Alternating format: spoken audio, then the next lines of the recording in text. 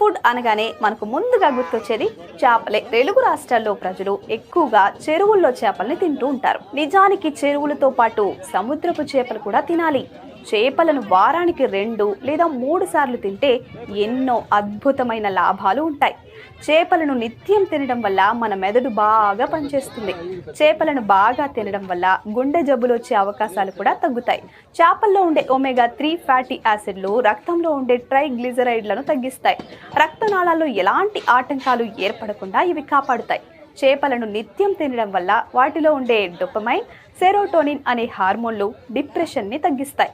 అంతేకాకుండా పెద్ద పేగు, నోటి క్యాన్సర్, గొంతు క్యాన్సర్ లాంటి ఎన్నో క్యాన్సర్లను సమర్థవంతంగా అడ్డుకుంటాయి. స్త్రీలలో ఋతుక్రమం సరిగా ఉండాలంటే చేపలను తరచూ తినాలని వైద్యులు చెప్తున్నారు. అంతేకాకుండా షుగర్, బీపీ, మెదడు సంబంధిత సమస్యల నుంచి ఉపశమనం కూడా లభిస్తుంది. ఈ చేపల్లో